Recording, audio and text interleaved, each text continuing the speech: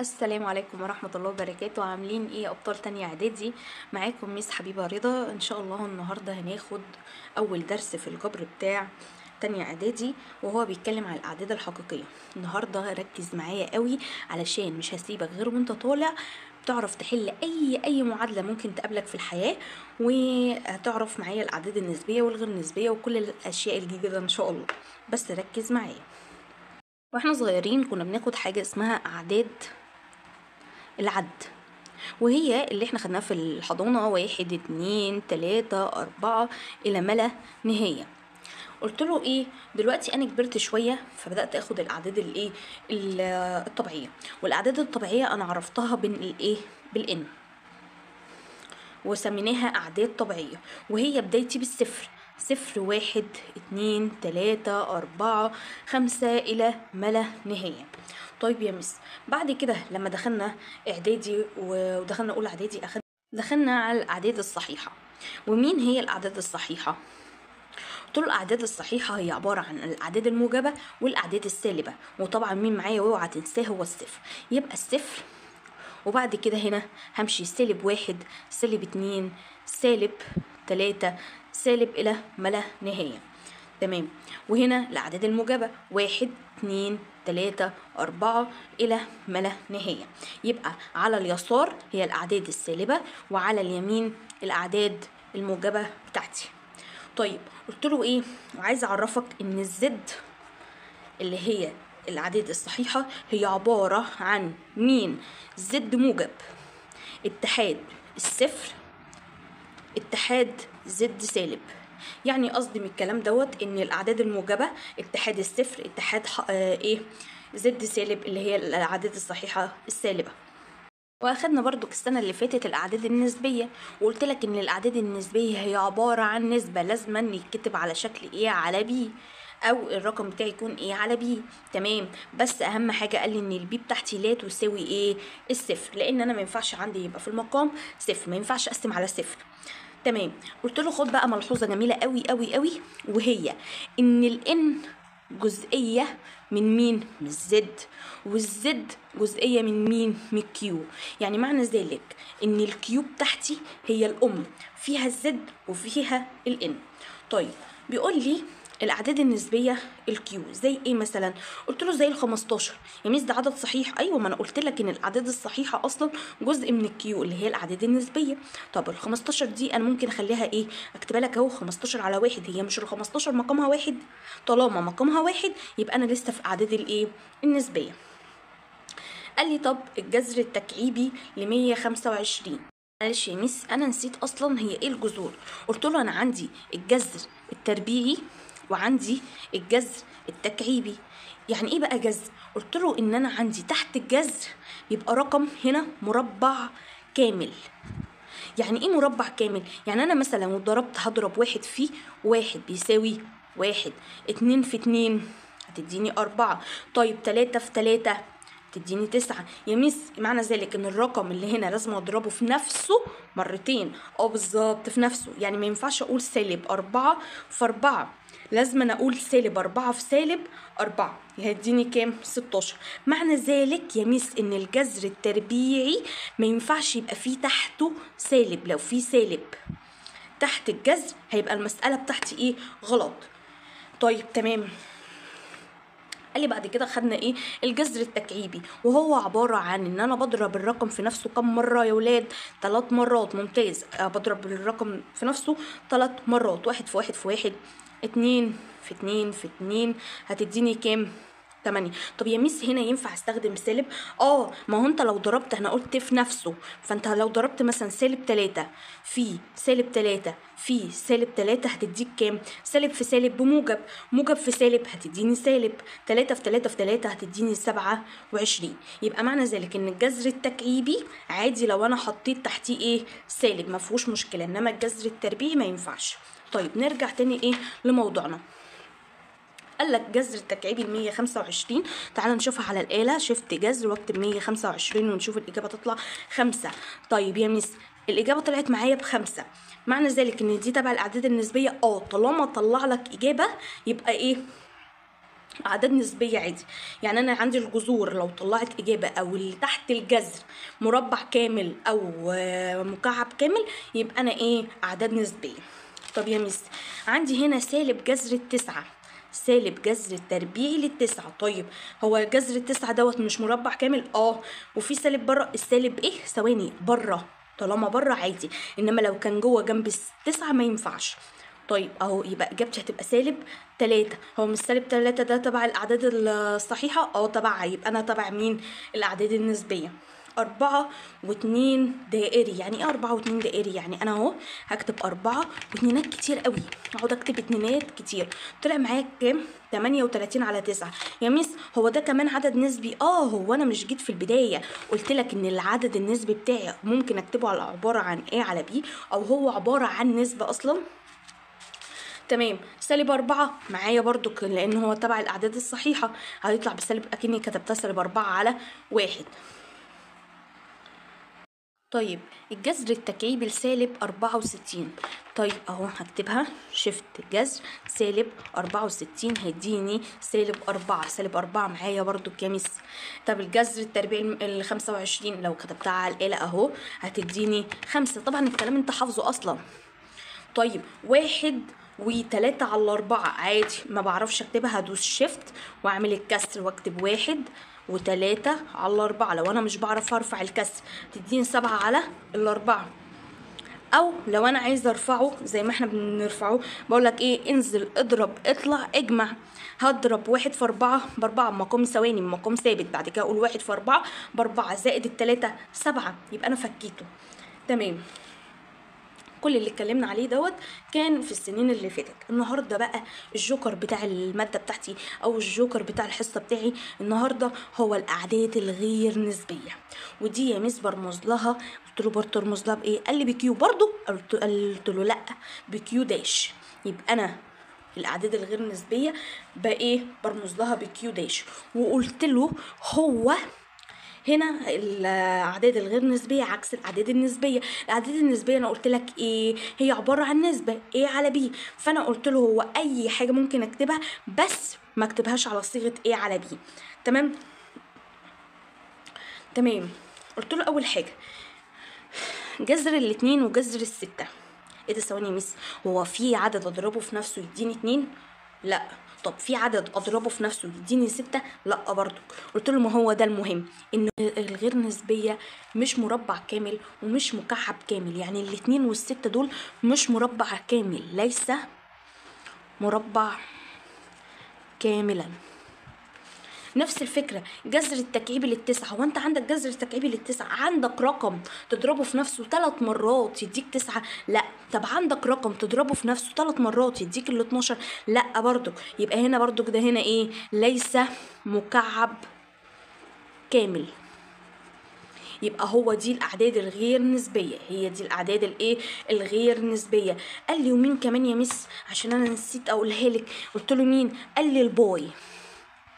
قال لي الباي احنا بنقول عليها 3.14 من 100. اهي الباي. هي الباي بتساوي كام يا مس؟ 3. بص الرقم اللي طالع لك 3.1415 ارقام كتير قوي. فقلت له الباي برضو اعداد غير نسبيه. ايه ده؟ يعني معنى ذلك؟ طب ثواني يا مس، هو محيط الدايره بيساوي ايه؟ قلت له محيط الدائره بيساوي 2 باي ار او 2 باي نق. طب المساحه بتاعت الدائره قلت له بتساوي باي ار تربيع. تمام. ايه ده فيها باي. طالما فيها باي يبقى انا ايه؟ مش هبقى معاكي. يعني لو معايا محيط دائره معايا مساحه دائره طبعا هتعتبرها ايه؟ اعداد غير نسبيه. جاي معايا السؤال دوت بيقول لي اي من الاعداد التاليه عدد نسبي وايهما عدد غير نسبي مع ذكر السبب. طب سالب 12. سالب 12 ده نسبي ولا غير نسبي؟ لا نسبي يا مس. طب نسبي ليه؟ قلت له عشان ده عدد صحيح. عدد صحيح.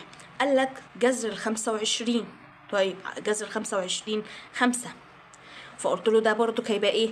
هيبقى نسبي. ليه يا مس؟ قلت له عشان ده مربع كامل. طيب جذر ال13. جذر ال13 وجذر ال13 دوت مربع كامل. هل في حاجه اضربها في نفسها تديني 13؟ قلت له لا. يبقى دوت غير نسبي. ليه؟ ليس مربع كامل. طيب الجذر التكعيبي لسالب 27، قلت لك الجذر التكعيبي لسالب 27 لو عملناه على الآلة هيطلع بسالب 3، يبقى ده عدد ايه؟ نسبي. ليه نسبي؟ لأنه هو مكعب كامل. تعالى هنا 2 و2 على 5 اللي هي بكام؟ ثبت المقام، 2 في 5 ب10 و2 12، 12 على الخمسة، قلت له ده نسبي. ليه؟ لأنه هو عدد نسبي، 12 على 5. تمام. جذر التكعيبي لل10، هو في رقم أضربه 3 مرات في نفسه يديني 10؟ لا، يبقى دوت غير نسبي. وهقول له ليه؟ لأنه ليس مربع مكعب كامل. طيب 125 اللي هو 125 على 1000 أو تمن بمعنى أصح، هنقول عليه هيساوي برضو تمن، يبقى دوت عدد نسبي لأنه هو عدد ايه؟ نسبي. 1 على 8 اللي هو تمن أو كسر. 2 باي ار، قلت لك لمحت الباي؟ لمحت الباي، طالما فيها باي قلت لك دوت ايه؟ دوت محيط دائرة، والباي مش معايا هيبقى غير نسبي. تمام يا مس. قالك ملحوظة، ايه هي الملحوظة اللي عندي؟ قلت له ان الاعداد الحقيقية اللي هي ار تعتبر الام بتاعت ايه يا مس؟ الار جواها كيو وكيو داش، يعني فيها الاعداد النسبية والاعداد الغير نسبية. طب الكيو، ما انا قلت لك ان الكيو فيها مين؟ فيها الزد، والزد جواها مين؟ جواها الان. يبقى الار فيها جميع الاعداد، فيها الكيو والكيو داش، فيها الاعداد النسبيه والاعداد الغير نسبيه. قال لي طب يا ميس لو جالي سؤال وده مهم قوي، هام، تمام، مهم جدا، وهو لو قال لي كيو اتحاد كيو داش وكيو تقاطع الكيو داش يديني ايه؟ قلت له والله ان الكيو كيو داش اتحاد، لو اتحدوا مع بعض يدوني مين؟ يدوني الار. قلت له انما الكيو تقاطع كيو داش، هما بيتقاطعوا في حاجه انت شايف ان في تقاطع بينهم؟ لا مفيش، يبقى التقاطع بتاعهم يديني فاي. كان دلوقتي بيقول لك استخدم تنتمي او لا تنتمي فيما يلي. سالب جذر التكعيبي لل10، هو ثواني يا مس، هو الجذر التكعيبي في جذر تكعيبي لل10؟ قلت له لا، يبقى دي تبع مين؟ الكيو داش. هل هي تنتمي للكيو؟ قلت له ايه؟ لا ما تنتميش، يبقى لا تنتمي. طيب 125 اللي هي تمن، هو التمن تنتمي للكيو داش؟ لا، قلت له هي تنتمي للاعداد الايه؟ النسبيه اللي هي الكيو، يبقى لا تنتمي. طيب 75 من 100، مش ده كسر، يبقى 75 على 100. طيب يا مس تنتمي للكيو ولا ما تنتميش؟ قلت له لا تنتمي. سالب 12 تنتمي للكيو داش؟ قلت له لا. الجذر التكعيبي لل3 في حاجه اضربها في نفسها تدي 3 مرات تدي 3؟ قلت له لا، يبقى دي تبع الكيو داش. هل تنتمي ولا لا تنتمي؟ يبقى لا تنتمي. الجذر التكعيبي لل27، 3 دي اعداد ايه؟ نسبيه، هتبقى تنتمي ولا تنتمي؟ لا تنتمي برضو. طيب 3.2 تنتمي للكيو. طيب الباي تنتمي للكيو داش. في اي مشكله؟ لا. تعالى بقى وركز معايا قوي قوي قوي هنا، لان هي دي بقى اسئله الايه؟ الامتحان.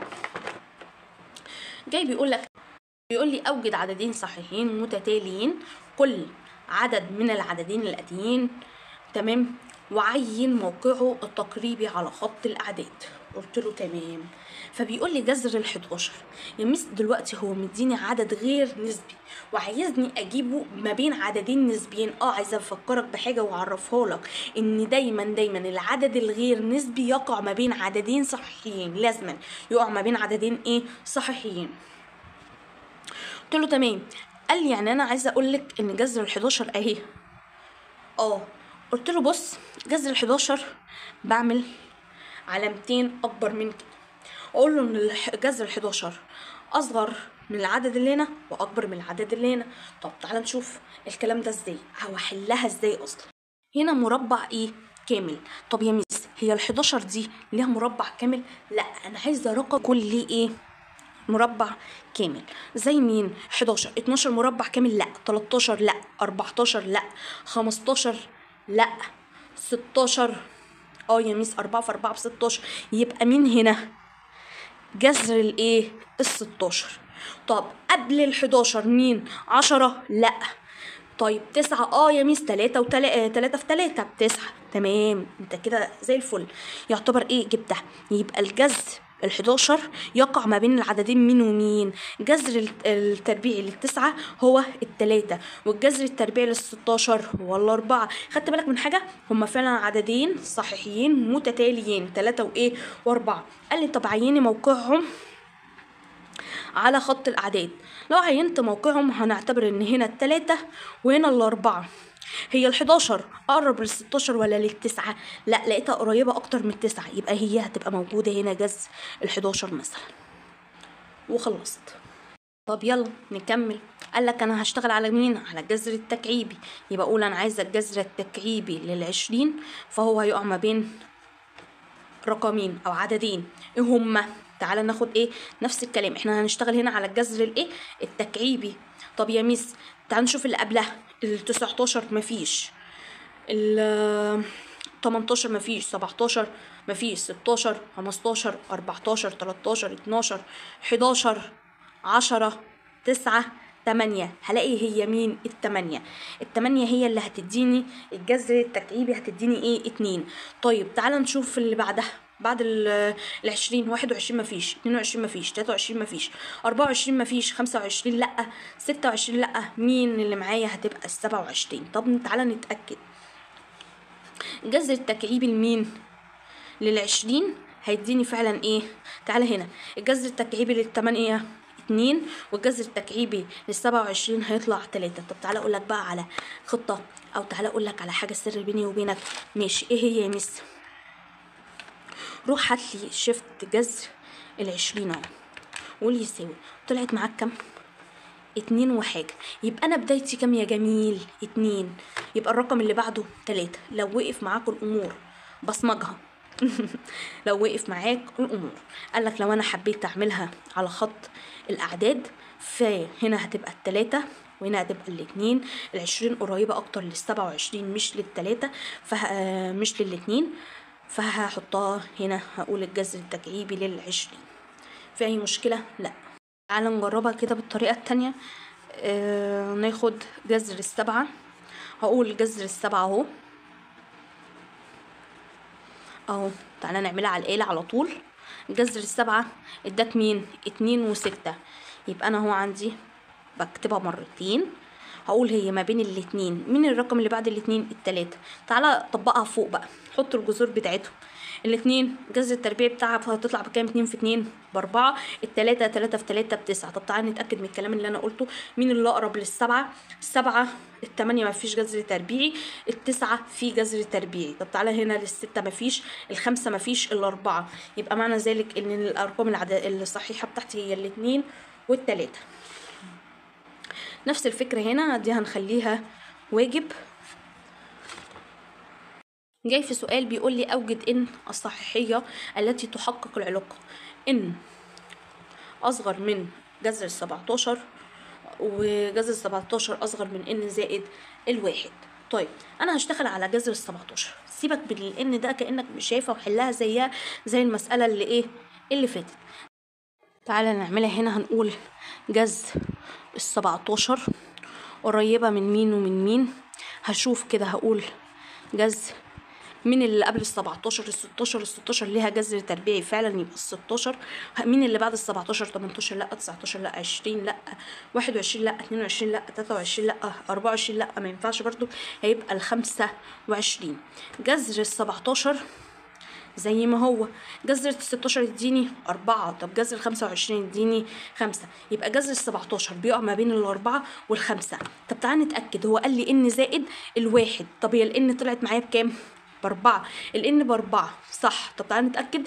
ان زائد 4 زائد الواحد هتديك فعلا ايه 5. يبقى انا صح مسألتي ان زائد الايه ال4. جاي في السؤال دوت بيقول لي غرفة مربعة الشكل مساحة أرضيتها 15 متر تربيع. تمام. يريد أحمد أن يحيطها، يعني يحيط أرضها بشريط زخرفي. قدر طول هذا الشريط. وانت تعرف طول الشريط؟ قالك أنا عايز أعرفه، بس هو انت معاك عايزة أعرف المحيط بتاع الأوضة. محيط الأوضة هيساوي كام؟ محيط المربع بيساوي اس في 4، يبقى أنا هضرب 4 في 4 يديني 16 سنتي، 16 متر. في أي مشكلة؟ مفيش أي مشكلة إن شاء الله. بيقولك ضع في المربع الخالي رمزا مناسبا من الرموز تنتمي أو لا تنتمي. قالك مثلا عندي 0 علامة 63 بس ايه دائري، يعني 63 بتتكرر، 63 عمالة ايه تتكرر معايا كده. شوف تطلع معايا بكام؟ طلعت معايا ب7/11. هو 7/11 دوت مش عدد نسبي؟ قال لي قلت له تنتمي للاعداد النسبيه ولا غير نسبيه؟ قال لي النسبيه. قلت له يعني هنا تنتمي ولا لا تنتمي؟ قال لي لا تنتمي عشان دي اعداد غير نسبيه. قال لك جذر ال5، هو جذر ال5 ده مش عدد غير نسبي اللي هو كيو داش؟ قلت له قال لي للار. هو انا مش قلت لك ان الار دي امهم كلهم؟ يبقى تنتمي طبعا. بس ثواني يا ميس، هنا هو شرط عليا احط تنتمي او لا تنتمي، انما لو في جزئيه او ليست جزئيه فهختار جزئيه طبعا. يبقى هنا ايه تنتمي. المقياس ل4 هتطلع معايا بكام؟ ب4. هي ال4 مش دي اعداد صحيحه؟ نعم. والان دي اعداد ايه طبيعيه بس ما فيهاش سوالب، يعني فيها 0 1 2 3 لحد ما الاقي النهايه بس بالموجب. يبقى ال4 تنتمي ولا لا تنتمي؟ قال لي تنتمي. طيب الجذر التكعيبي، طب تعالى نعملها اهو. شيفت جذر واقول شيفت كسر 3 و3 على 8 طلعت معاك بكام؟ ب3/2. 3/2 دي ده كسر صح؟ طب تبع الزد او يعتبر مع الاعداد الصحيحيه؟ قال لي لا، الزد اعداد صحيحيه فقط. يبقى هنا ايه لا تنتمي. قال لك الجذر التكعيبي لل3. لا يا مس دي هتبقى كيو داش. ليه؟ عشان مفيش دي ليست مكعب كامل. يبقى ايه لا تنتمي لمين؟ للكيو بس. هنا الجذر التكعيبي ل1، خدت بالك ان في ايه سالب، في سالب. ثواني يا مس، يبقى دي تبع الار؟ لا. ليه يا مس؟ علشان في سالب تحت الجذر التربيعي ما ينفعش. نيجي لاخر سؤال في حصتنا النهارده، بيقول لك اوجد مجموعه حل كل من المعادلات الاتيه في مين اكس تنتمي للكيو داش. تمام. قال لك 3x تربيع ناقص ال7 بتساوي 8. يبقى اقول 3x تربيع ناقص ال7 بتساوي مين؟ 8. ايه اللي هيحصل يا ميس؟ قلت له انا بحب الاكس تقف لوحدها، يبقى اخد -7 واعديها الناحيه التانية ونقول ايه تخرج من بيتها بتغير اشارتها. تخرج من بيتها تعمل ايه؟ هتغير اشارتها. يعني هي كانت بالسالب هتبقى بالايه؟ بالموجب، هتبقى موجب ايه 7. هقول 3x تربيع بيساوي 8 زائد 7 كام؟ 15. طب يا ميس في 3 رخمه لازقه في الاكس، قلت له لازم نقسم ايه عليها، هي مضروبه تروح مقسومه، يبقى هقسم على ال3. يبقى الاكس تربيع بتساوي كام؟ 15 على ال3 فيها ال5. ميس خدي الجذر التربيعي للطرفين، جذر التربيعي للاثنين والجذر التربيعي لل5. الجذر هيروح مع التربيعي، يبقى الاكس بتاعتي هتطلع بتساوي جذر ال5، تطلع بموجب او سالب جذر ال5. تمام. يبقى مجموعه الحل هنا ايه؟ قال لك هي مجموعه الحل تبع مين؟ كيو داش. يبقى تمام مظبوط. يبقى اقول مجموعه الحل بتاعتي اما -5 او -5. وانتهت حصتنا النهارده، واتمنى نكون فهمنا الدرس كويس. ان شاء الله هنزل لكم اسئله تحلوها، وهنزل الاجابات بتاعه الاسئله دي في فيديو تاني. هديك فرصه تحلوها في البيت. كانت معكم ميس حبيبه رضا، وشكرا لكم. مع السلامه.